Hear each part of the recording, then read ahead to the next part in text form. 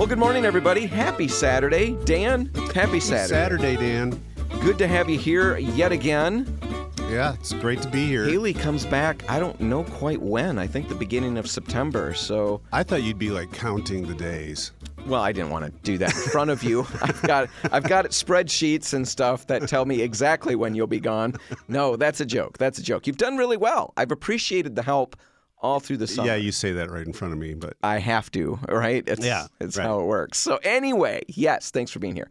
We've got a lot of stuff that we're going to cover today. At the end of the show, I'll be interviewing Kevin Herman from Benjamin Moore, talking about Command. It's a product that I've wanted to talk about for a while, just haven't gotten around to it. I snagged Kevin at one of our outings. We have a bunch of contractor customer appreciation events that we do all summer long. And at one of them, I thought, hey, I've got recording equipment in the car. Let's record this interview right here. So we do that. I've got that coming up. That's really fun. The whole reason I mentioned that is because I wanted to brag about something. Uh-huh. Because at that event that we talked about, now this is all in the past. This all has already happened. But at that event, we mentioned in the interview at the end of the show, you'll hear it, we talk about a dunk tank that's at the Lakewood store. And I ended up getting in the dunk tank, and people dunked me. People dunked other people. It was really fun. The Lakewood store came up with that idea on their own, and it was brilliant. Yeah, ton absolutely of fun. Cool. Ton of fun. My favorite part of it, though, was me. Of course. No, at the very end, we put one of our guys, Peter, he's been on the radio. He works with me a little bit. Peter Ogle from Repcolite. He got in the dunk tank and said I could take 6 throws at him. Uh-huh. I sunk Peter 6 times. 6 throws. People were gathered around. The crowds were in awe. Yeah, absolutely. TV Set stations were trying to get there in time to film it. It was amazing. It was my one moment of glory, and I'm embracing it, and I wanted to make sure I talked about it on the radio. All right, so we got all of that coming up later. But right now, Dan, we wanted to talk all summer long. We had this big roadmap of what we were going to cover, and a lot of great things. I mean, man, some good stuff. Now, we didn't get to any of that, so the people really missed out, and we did what we did. But one of the things that we had wanted to talk about were staycations. We wanted to give some ideas of things to do at the beginning of the summer if you weren't going away for vacation. Right. Well, we didn't really get to any of that. No, summer's pretty much done, so we're not going to do that. But we've got the next best thing. We have dug up, and we didn't have to dig too hard because these are some pretty big events. But we found some Michigan events that I don't think I knew about any of these. And these are huge. Now, that's not saying anything because I live in a box for the most part. But these are some big events, and we're going to talk about them. These are things that you can do on a road trip, a day trip, I should say. Everything's a road trip. Even going to the store is a road trip. Just a weekend. This is a day trip, just a weekend. Lots of fun stuff. The first one that we're going to hit is happening on the east side of the state on Woodward Avenue. And to help us do that, you've already heard him laughing along with us, enjoying the show. Scott Hudgens from our Birmingham store. Scott, thanks for being here. Yeah, Scott, on location here at the Birmingham store. Normally, I've been on site with Scott. This time, I didn't want to drive all the way out there for that. I didn't want to do a road trip just to do an interview. To talk about road trips. Yeah, so anyway, we got Scott on the phone. And Scott, basically, this is something that you have pitched to us from the very first time I met you. You were already talking about this event, and we're going to get to it. It's all happening on Woodward Avenue. And if people are in the know, they already know what we're going to talk about. Yeah. If you don't, it's going to be pretty exciting. But before we get to all of that, we do have a couple of interesting things I didn't realize about Woodward Avenue. Firsts, big-time firsts, that happened on Woodward Avenue. I'm going to struggle saying that the whole time. For one thing, Woodward Avenue is the first mile of concrete highway in the world. And it was built between 6 Mile Road and 7 Mile Road in 1909. And it replaced a road surface that consisted of dirt and wood planks, which feels like what a lot of our roads feel like.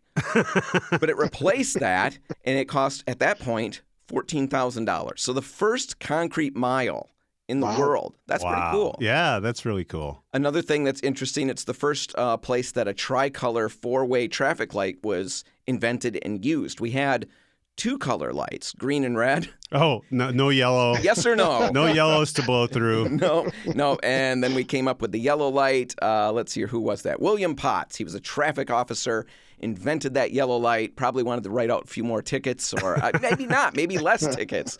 But anyway, the whole three-color light was used on with the railroads. And he just adapted it and put it to use there. And it was the first time we saw one of those was on Woodward and Fort Street in 1920. Absolutely amazing. So, yeah, some interesting stuff. Now let's get to, it's not really a first, but it's a really big, huge, gigantic event. It's the biggest single-day automotive event in the world. The Woodward Dream Cruise takes place when, Scott? Saturday, August? August 19th. It's always a one-day event, but as you probably know or have read about, I know that a lot of listeners probably know, especially if they're over here. It's literally different cities, and it's an event that kind of starts the beginning of August, really, and then goes from there. So it's a big deal, even though the Dream Cruise itself is only one day. All right. So a lot of the people on the east side, the show plays everywhere, Scott, so you are being heard Michigan-wide for the most part, on the east side and the west side. Let's just be real honest here. I'm going to tell you what. I mean, so obviously the whole thing about Woodward and going way back was even people just racing and drag racing. But did you know back in 1848, they had young carriage drivers would race along Woodward even way back then? I had read that in prepping for this, but I didn't dig into it too deeply. That's pretty fun to think about. Yeah, cruising in your amazing. wagon. But 1958, they were talking about, in the 50s, obviously the 60s. It was just a thing that a lot of people did. Well, obviously, and I thought this was created myself, even being over on the east side here. I thought this was created way back when with this Dream Cruise, but it wasn't. It was something that was created as late as 1994 was when the first Woodward Dream Cruise, actually the sponsored event, actually happened. Okay, so the first one was 1994. That's what I was trying to get at earlier. The east side of the state, I was assuming everybody was pretty aware of it. And on the west side, maybe we don't know, but maybe not everybody knows everything about it. So it's relatively new, 28 years or so. So I think this is the 28th year of it, right? Yeah. Absolutely. All right. It really is. It's turned into a big mega thing. It really is the world's largest one-day automotive event, and it just builds and builds and builds. And besides the couple of years with the COVID happening, it came right back, and we have so many people here. We have so many. There's so many sponsors. All the radio stations, all the TV stations. They all have a hub at about 13 Mile in Woodward, which is kind of the central point of this. It travels all the way south of 8 Mile, and it goes all the way through Pontiac. So pretty much Detroit to Pontiac on Woodward is the trek. And there's so many other things. Obviously, there's vendors out.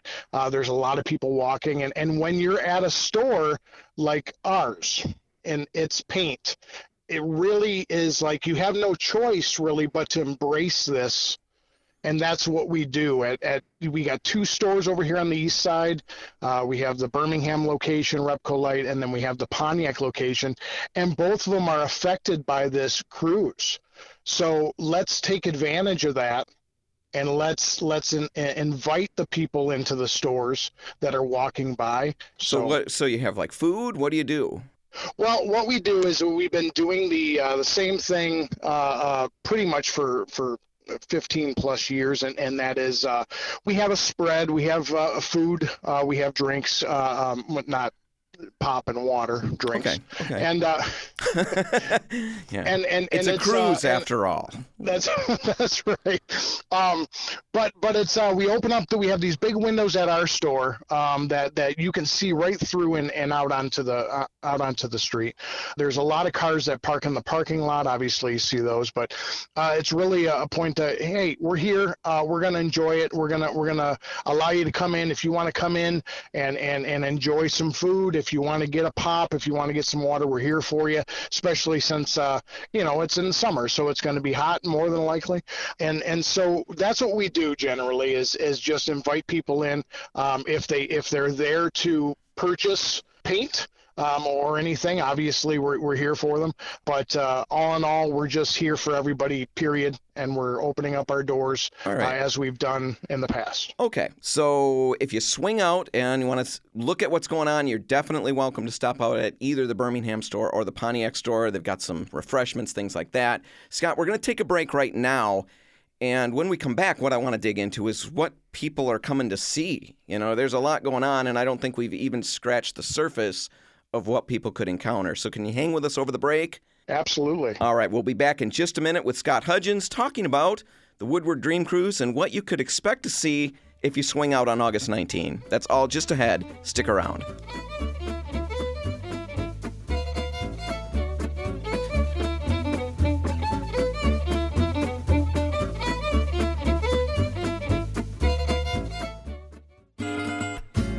And we're back. You're listening to the Repco Light Home Improvement Show, sponsored by Benjamin Moore. And Dan and I are on the phone with Scott Hudgens, the manager of our Birmingham store.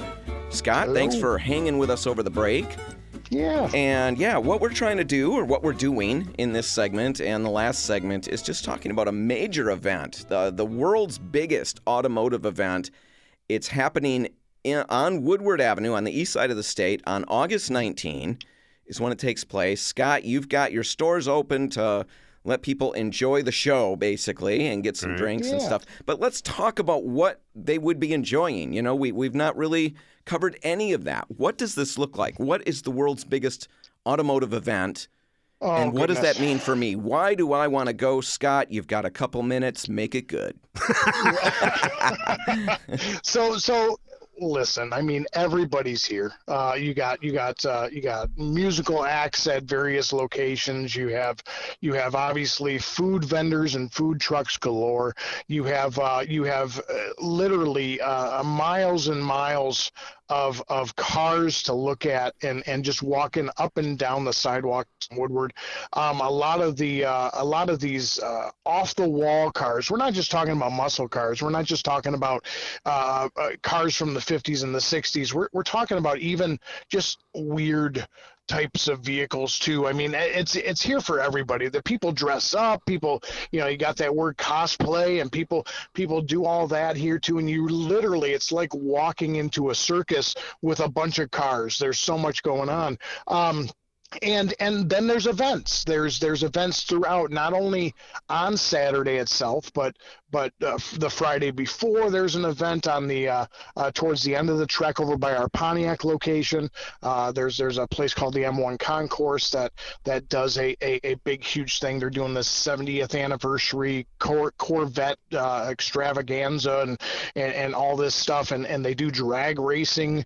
It literally is just everything you can think of is here. You can get shirts, you can get food, you can get drinks, you can get just up and down. Obviously, if you're a car guy, this is the place to be. But even if you're not a car person, this just looking at the people and seeing it and doing some people watching is really fun as well. No, it's a spectacle, really. It is. So how many have you attended, Scott? Well, because you work at the store for about 8 years, so I know you've seen 8 of them for sure. I've seen 8. Yes, I've been here to a couple of them even before then. It's grew into something even more astronomical than it ever has before. But no, it's I've been here. It's grown so much. It literally is. So much going on. I can't even put it into words. It's ridiculous. If you have the time, obviously it's something that you're going to make a day of. It's not something that you're going to come and spend an hour, because parking is just crazy and crazy and good. Unless you know somebody. Is it crazy good? Is that what you're saying? It's just like crazy easy to park, or no? It's tough. If you're going to come to the Dream Cruise and you're going to spend time and make a day of it and walk along and start from the beginning at about 8 o'clock in the morning all the way till, then that's one thing. But if you plan on coming by at about 1 o'clock in the afternoon, it's got to be planned. There's some public parking structures in certain areas, but it's always good to know somebody, and if you know somebody who works or along the stretch, if you know people in the subdivisions with among that trek of Woodward, obviously that's what you're looking for. That way you got a place where you can drop your car off and walk the walk. Sure. When we open up our doors here, it's literally because, man, if you don't embrace it, you're literally just kind of being a stick in the mud, and so we decided that that's what we were going to do, and from this point forward, that's what we've done. It's just people come in. Sometimes there's sales going on. Sometimes there's things that we do. Some winning some kind of a prize. We've done that before at the store. So especially if you're coming to our location. Okay. But people, like you said, people that know. And people that don't need to get here and at least experience it for themselves at least once. So we got a couple minutes left, probably 2 to 3, maybe 4. Favorite moments that stand out, something really cool that you saw, something that will paint the picture for people listening and make them want to get there despite the fact that parking is not crazy good or whatever you said. What are some of the favorite things you've seen? Yes. Well, you know what? There's celebrities. And you have musical acts, and at Royal Oak, like I said, around 13 Mile, which is about a mile south from where we are. All the TV stations are there. You get to be able to interact with the people that you've watched on TV for a while. That's a big thing for me, is seeing famous people and seeing celebrities and seeing musical acts. Well, this has to be pretty powerful for you, being on the show with Dan and I, right? Yeah. I mean, major celebrity. Wow, I'm so excited. Oh, yeah, I can see the sarcasm, even though it's radio and you're far away. So you like that. What about cars? I want to know some of the coolest things you've seen. Well, I'm going to tell you what. The one thing about me is that I get more involved in the oddities.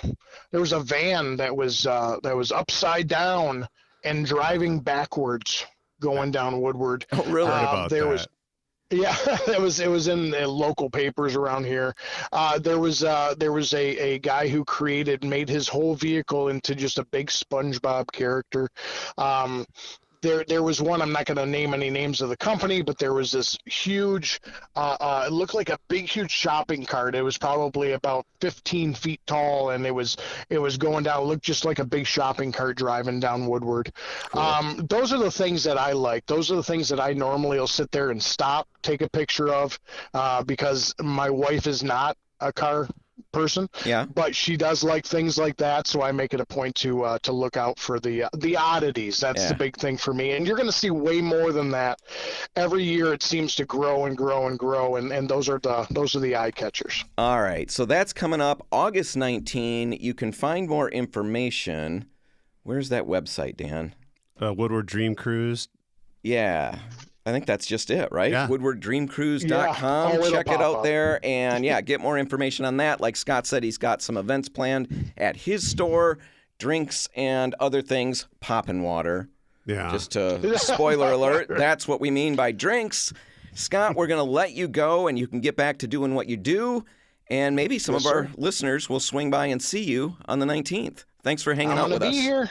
Thanks, Scott. All right, take care. All right, we're going to take a break. Our West Side listeners, you're going to get news and weather at the bottom of the hour. East Side listeners, you're going to get a Repcolite Rewind. And when we all get back together, we're going to talk about weeds in the driveway. Right. We'll tell you how to get rid of them inexpensively. That's all next. Stick around.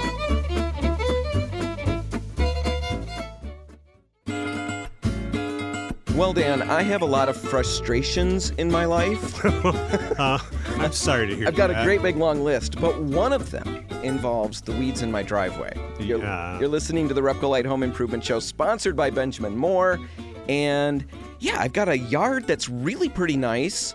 It's really not my doing. I do what I can to maintain it. It's the people who own the house ahead of me really invested in the in-ground sprinkling and all of that. Oh. And so I just need to push buttons and make it work. Right? And yeah, I have to mow sometimes 3 times a week. Wow. Last week, my son mowed on Friday, and I had to mow Saturday evening. It was that Really? insane. Yes, and it was a noticeable difference as I was mowing again.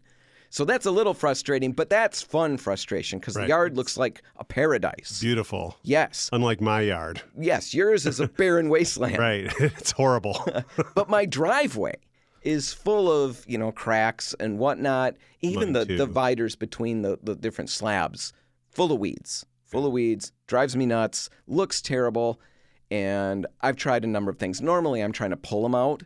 Right. And at Dad, where I grew up, we lived out in the middle of nowhere, and I think it was a gravel driveway. We still had the weeds in that, and Dad would just pour gas on them and burn them all. Yeah, right. Dad solved most of his problems with fire. Use a propane torch and burn them out. Yeah, he did that kind of thing. I'm not going to do that.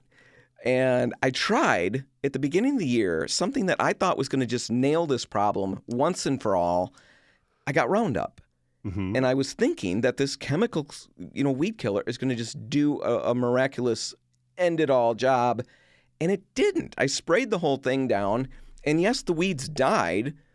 But it turned out just about several weeks later, they're all back again. Really? And that is not the normal experience with Roundup, is it? No, because I did the same thing recently. Well, earlier this summer, late spring, and they're dead. They have not come back. Yeah, I looked into it a little bit, and I think there's a number of things going on. Some of them, I'm not sure about the driveway. I don't know if I can explain that one. There were a couple other beds that I hit with Roundup that I didn't care. I didn't want anything to grow in these areas. There's pine trees there. I don't want the weeds. There's no other flowers. And so I hit those with Roundup too, and they all came back very quickly. And when I dug into it, it sounds like there's probably seeds already in the earth, things that the Roundup didn't get, so I'd have to hit it again. And it was expensive. It's not an inexpensive purchase, so I was really bummed about that. And you were digging into it a little bit, because we were talking about this, kind of prepping for this segment, and I always knew there's safety concerns with things like Roundup, but you ran into a number of things that kind of make you pause a little bit. Yeah, it may not be the safest chemical to use, and it's in such widespread use that there is concern about the fact that it's in all of our bodies, it's in all the ground, it's everywhere. Yeah, maybe the ground is now resistant. Well, that's it. Plants have been, since the 90s, crops have been engineered to resist Roundup. So it gets used on every crop now. So, yeah, plants become resistant. There's super weeds out there now. All right. Well, everything else in my house is weeds? super, so I'm sure the weeds are super too. But with all of that said, you talked about, is it the EU? Yeah, they're on the verge of banning Roundup, all right, or glyphosate, which is the active ingredient in Roundup. All right. Now, we're not going to go down that road and throw all of those things out there. We're just reporting. Yeah, right. That is out there. So is Roundup scary? I don't know. All I know is it's expensive. That's where the rubber meets the road for me. I don't care if it burns my hands off. If it's cheap, I'll use it. No, I found something that worked really well, and this worked better than the Roundup for me. I'm sure this is, anecdotal. This is my situation, and maybe a second round of Roundup would have been fine in my driveway. But this was super cheap and super easy. I found a gallon of white vinegar. So I bought that, very inexpensive. And you can find vinegar, just off the shelf with 5% acidity. Yeah. And that will work fine. You can go find horticultural vinegar, super vinegar, that is more concentrated. And that will work better and faster yet. So you could look for that. Horticultural vinegar, yes. Interesting. Yes, that is available. A little more expensive, still not terrible. And you could use that in a little bit of a dilution. I was using the regular vinegar straight. But I took a gallon of vinegar, a cup of salt, and here you're getting cheap old table salt. Right. You're not going with Epsom salts or anything. Sea salt, pink salt, Himalayan pink salt. Right. You don't need to go to the Himalayas. You don't need to squeeze a sheep or anything like that. I don't know where salt could come from a sheep. It doesn't. Okay, just move on from that. Just get cheap table salt, a cup of that, and then just a table of or a tablespoon, not a table of dish detergent. I just want like a picnic-sized table full of cans of dish detergent, and that'll be good. No, just a tablespoon of dish detergent, and what that's there to do is it contains surfactants that break down any protective coatings on the weeds, plant. and it helps it stick to it a little bit longer. Right. So anyway, I took that mix, put it in a little garden sprayer, shook it up a long time. The salt takes To get the salt to dissolve. Yeah, it does it does a faster job in vinegar than it does in just plain water. But it did take a little bit of shaking. My arms got tired. I'm moderately fit. So you guys gauge how that would work for you and your situation. Once I was ready to go, hit the driveway with all of that, all the little cracks, all the places that the weeds were. And about a day later, they were already shriveled. And by a few more days, they're just popping out of the ground. I can pull them out really easily. It killed it down to the roots. And the idea is that the salt is going to prevent them from coming back. I'm not sure that I buy into that entirely. You have to wait and see, I guess. I'll have to wait and see. I'm not expecting that. I know that salt could be potentially damaging on driveways, but I think the percentages and the amounts that I'm using are minimal. Right. And I'm not concerned Not about likely. that. I could use this in a flower bed with the salt mixture as long as I don't want anything to grow there. Including the flowers. Right. Salt will go after that stuff too. I would probably, if I'm going to grow, soil and all of that, I'd probably leave the salt out of it and just hit it with straight vinegar. That will work. Again, And then the plants will be okay? No. You still need to be careful. I'm just not salting the earth at that point. Oh, it's not having this long-term effect. Yeah. We'll put a link in the show notes so you can check out the recipe for that if you want to kill the weeds in your driveway. Now, right now, we're going to take a break. When we come back, we're going to be talking about a product from Benjamin Moore called Command. A lot of great applications, and it's all next. Stick around.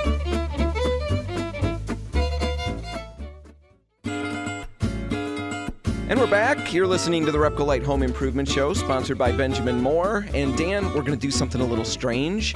Okay. Well, it's not that strange. Okay, good. I was at a luncheon for our contractors. We do those during the summers, and I'm setting up tables and trying to host everything and make sure everything goes smoothly. And I was at our Lakewood location this past week, and I was able to snag an interview with Kevin Herman, our Benjamin Moore rep, about a new product. Well, not terribly new. It's a product that I haven't talked about on the radio yet, Command from Corotech. So I'm going to play that interview, and you're just going to wait and listen. Okay. All right. And then we're going to come back at the end and kind of talk a little bit more about the product. Okay. Right now, here's the interview I recorded the other day.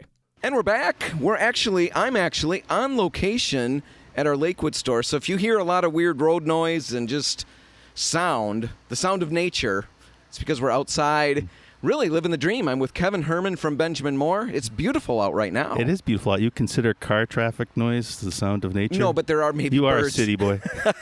Yeah. Love the sound of the trucks going by. It just reminds me of my childhood. Yeah. Now, anyway, Kevin, we're at a luncheon.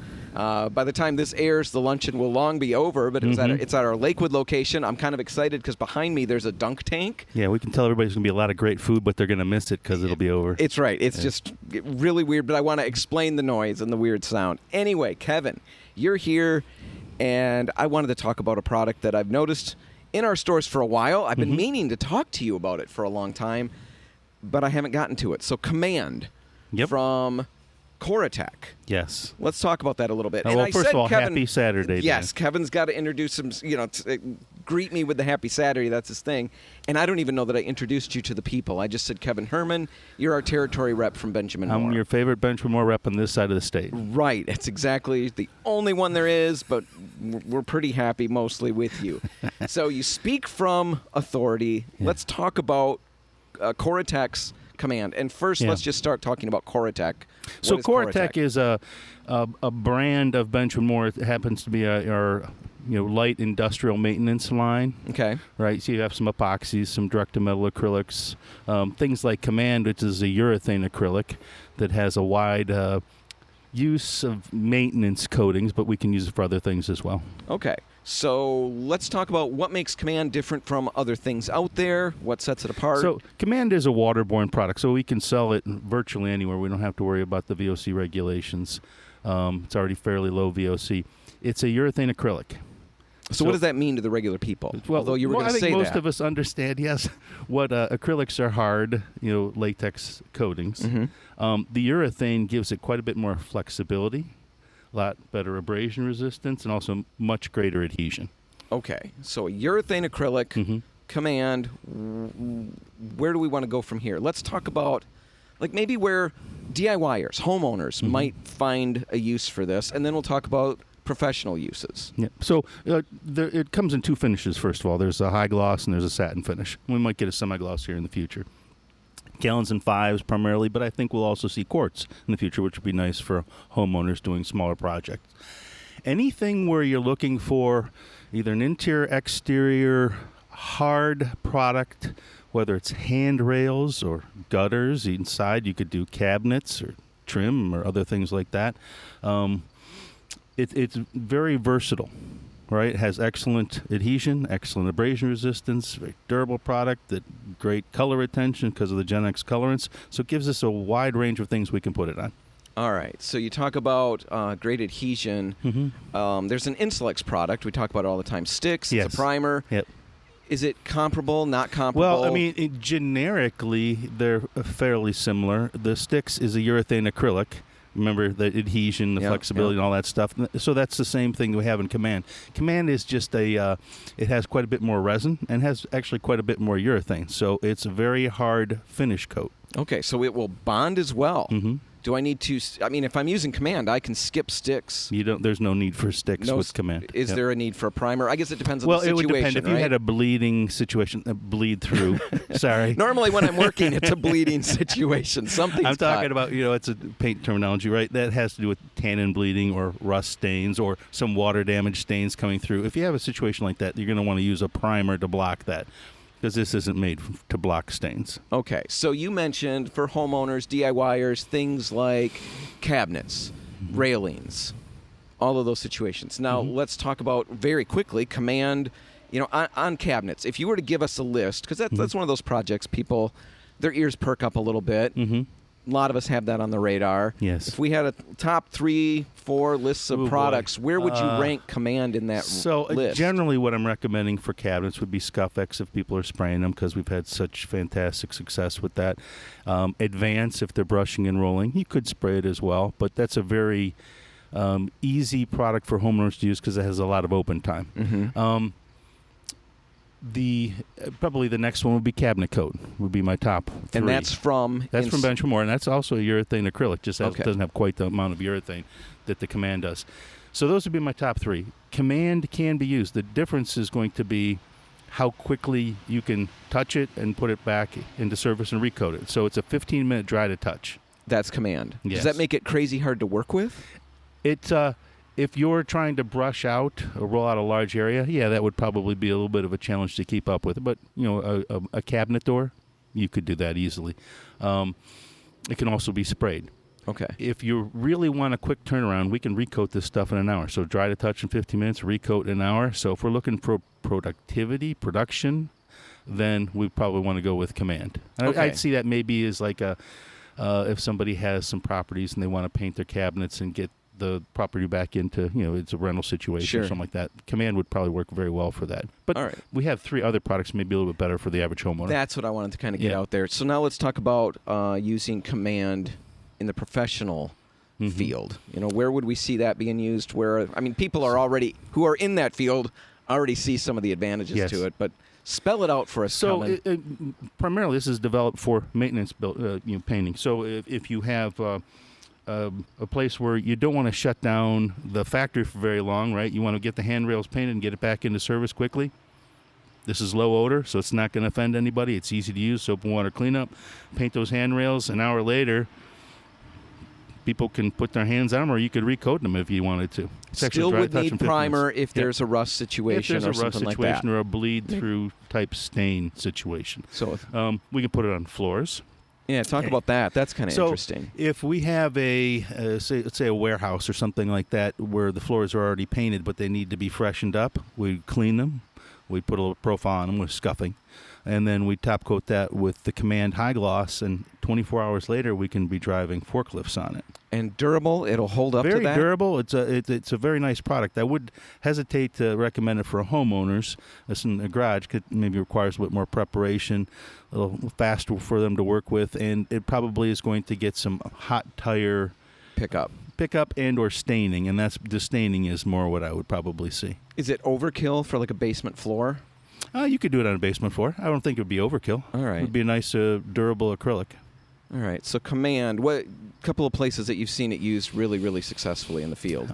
In the field, a lot of this has been commercial things. We've had a fair number of companies that make displays that use Command because they can turn it around so quickly. In fact, I think the display went off to Florida, and people were walking on it shortly after it was painted and installed, and it held up fantastic. Yeah, it's super cool. It was just so many things. We bring it up not because everybody out there is going to be rushing to the store to grab their quarts of Command. There are no quarts yet. No. But someday, lining up, waiting Yes. for their quarts of Command. We bring it up just because there's the range of products.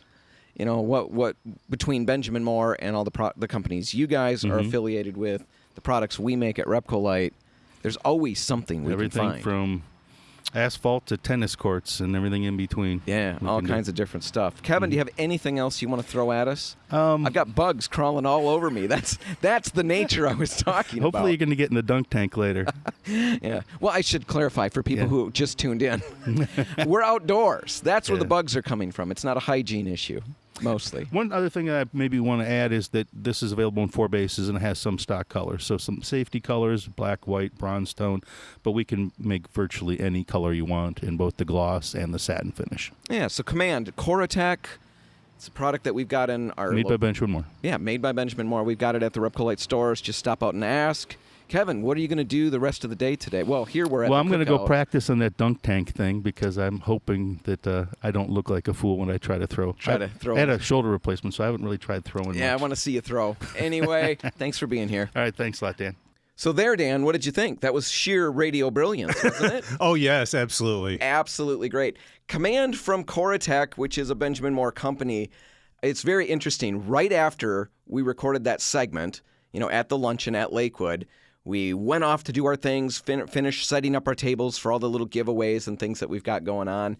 And as I'm doing that, setting up my table, a contractor that I've known for years, because I worked at the Lakewood location. Right, that's where it started. That's where I started. 10 or so years in the store there. A contractor that I've known all that time stops by, and we're just chatting. And he mentions a project that he's got going on. He's got a buddy who kind of will go out and quote paint jobs, and then when he needs help, he'll snag this painter. Surprise! Yeah, help me out on this project. And what they had was a project at Sandy Pines. Oh, yeah, the mobile home resort kind of thing. So, yeah. And then he had a project out there where they're repainting the cabinets and the trim in a trailer. So a relatively small project. But my contractor friend was saying, I'm not really sure what to do because all the trim and the cabinets are like plastic. They're like vinyl coated. Vinyl coated wood stuff. It looks like wood. It's got a little picture on it that looks like wood. What do I put on it? And I'm just sitting there thinking, Command, it's the perfect solution for something like that. It will bond to that surface. It's like we talked about with Kevin in the interview. Dry quickly. He can get everything back to service very, very fast. And I just thought it was interesting. There's another application for it. If you're in property management, facility maintenance, for sure, you're going to find a use for this product. Absolutely. So check it out. And even regular homeowners, DIYers, there are some specific spots like shelving and stuff like that. That's another one that's really interesting. And I'm looking at the Command tech data sheet, and it talks about how it's block resistant in an hour. Wow. Why don't you talk about block resistance? Yeah, explain that to people, what that is. Yeah, that doesn't mean putting a cement block on something. Right. But it does mean that stickiness that sometimes you feel with water-based paints when you put something on a shelf that's been painted with it. if it kind of sticks to it, that's what we call blocking. Right. And sometimes it takes a while for a paint to develop a resistance to that. What is the normal time? Is there a normal time? With water-based paints, it obviously depends on temperature and humidity and stuff like that, but it could be up to a week before it reaches its maximum hardness. So if you've ever painted shelves, like in the kitchen, maybe in your cabinets, Mom she had painted those before, so she always had to repaint when she repainted the cabinets. And then all the cups would get put back in, and yes, you'd have to snap them off of the shelf, it felt like. This is block resistant in an hour. It won't do that, yes. It won't do that. So just another really cool characteristic of Command from Corotech. Wanted to highlight that, throw that out there. And I don't know, Dan, that's it. That's all the time we've got. The clock is telling us we've got to stop. There's other shows that want to play, and we've got to yield the floor. I guess. If you want to catch this one again, you can find it online at repcolite.com. Whatever you do today, make sure paint's a part of it. The Repcolite stores are all open, waiting to help. I'm Dan Hansen. And I'm Dan Altina. Thanks for listening.